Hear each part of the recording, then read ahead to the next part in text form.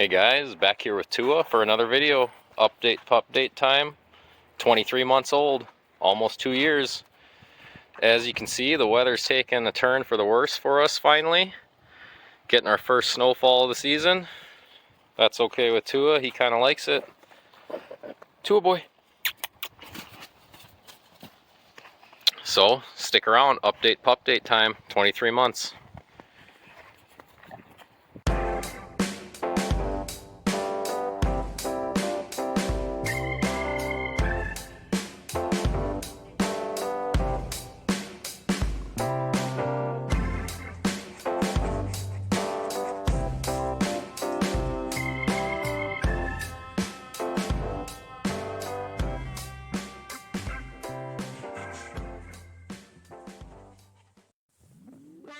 So like usual guys, I'll just get right into the new or noteworthy things from this month before I touch on the main things that we always do, which is growth, food, socialization, his energy, his drooling, and barking.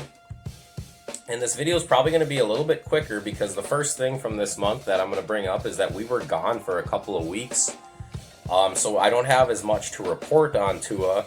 Unfortunately, we went down to an Alabama football game. We do this trip every single year, and we were gone just about 2 weeks. We actually did this a little bit longer this time than we usually do. Spent a little bit more time with some family in Kansas City, and spent a little bit more time in Tuscaloosa itself. So lots of fun there. Tua just stayed with my mother-in-law at home. We have been boarding him at a place when we've gone, places for like a day or two. I think the longest we had him there was like 3 days, but we didn't want to have him there for, 2 weeks. So he just stayed at home with my mother-in-law, and everything went great from what she told us. Another thing that I want to bring up, though, that would be kind of new or noteworthy from the month is I have noticed that we are cleaning his ears more frequently. I just noticed that the wax and stuff builds up quite a bit more than it was in the past. Seems to be happening quicker, and there seems to be more of it. So not a big deal, but just something to keep in mind. Definitely want to keep your dog's ears cleaned. They do make wipes and certain solutions that you can put in their ears, but I just simply use an unscented baby wipe. I feel like that does, just as good a job as anything else. But definitely want to keep up on ear cleaning to prevent infection. And honestly, they can kind of have an odd smell if you let that wax build up. So just something to keep in mind as your Bullmastiff ages. And then another thing too is what's really starting to become noticeable is the spots or the calluses on his elbows. Those are really starting to develop and become noticeable. And it's not necessarily a problem, but it's something that is very common with large dog breeds, particularly Bullmastiff or Mastiff. But I've seen it, on Labradors or all kinds of dogs, and it's generally the bigger dogs, and it's generally from laying on hard flat surfaces, which Tua doesn't even do a whole lot of, but it's just the weight, pushing down and developing these calluses on their elbows and stuff, and as you can see, it's building up, but no big deal, but just something that I wanted to point out. Now we'll go ahead and get into the main topics that we hit on every single week, and like usual, we will start with growth. Tua was 157 pounds last month at 22 months old, and now at 23 months old, he is 159 pounds, so we gained 2 more pounds this month. It just keeps on coming, guys. He's a big boy. I still feel like he could put on weight. He still seems, pretty lean for the most part. Gosh, guys, I don't even know. Is he gonna approach and surpass 165? I'm thinking he might. It's pretty incredible. He just keeps gaining weight, and I feel like he's still a pretty lean dog though overall. So, it is what it is. I don't know what I would pin down as a reason why he is so big, because his dad was only 150 pounds. I just feel like it's kind of one of those fluke things, some people just get big and some dogs just get big, even if that's not, what the breed standard would call for, or, like what an average human would call for, I guess. There's still going to be 7 foot tall people out there that are, 300-400 pounds. for no real reason, I guess. It's just kind of one of those fluke things, but he's still growing, he's healthy, he's definitely not overweight, so it is what it is, and we'll see how big he gets. Food is the next thing that we'll touch on. If you guys are familiar with the channel, you know that I feed a mixture of kibble and raw food, mostly raw food at this point. Depending on the meal and the day, it's probably a good 80-20 split to 90-10 split now with raw. And I did some of my own this month as far as making my own, and then I also used a lot, mostly from this raw food company that I order from, which is really great, and I like them a lot. They'll deliver it right to your door. Very convenient, but it is expensive, but you pay for convenience. But raw diet is really, really great for your dog. It's a little bit more expensive, but nothing too crazy. I mean, if you're using a high-end kibble, it's probably going to be similar to that, but I feel like the benefits far outweigh the financial burden, I guess, for your dog. It's kind of, the same as a person that's eating processed junk all day versus a person that's eating, very good, high nutritional foods and things like that. Just healthier overall. However, unfortunately, you can't always do that for your dog or for yourself. So, but just something to look into. Don't be intimidated by raw food. Great for the dog overall, and I would encourage you all to look into that.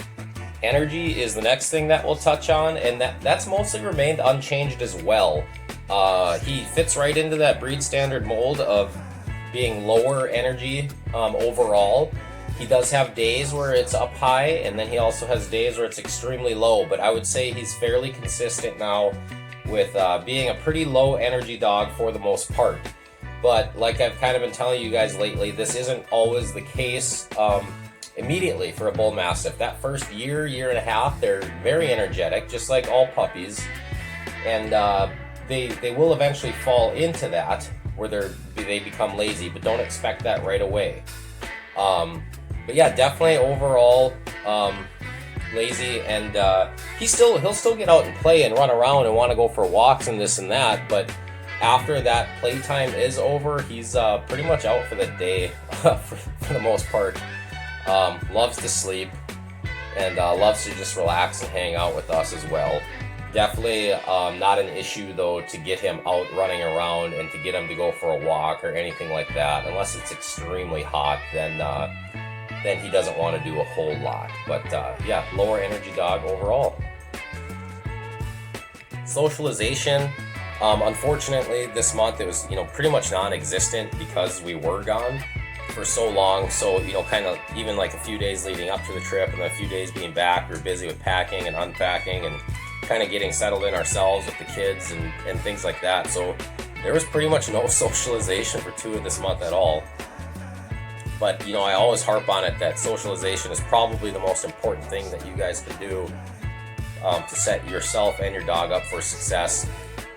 I feel it's the most important thing. And again, like I always say, you got to make that a part-time job when you bring that puppy home to socialize him or her.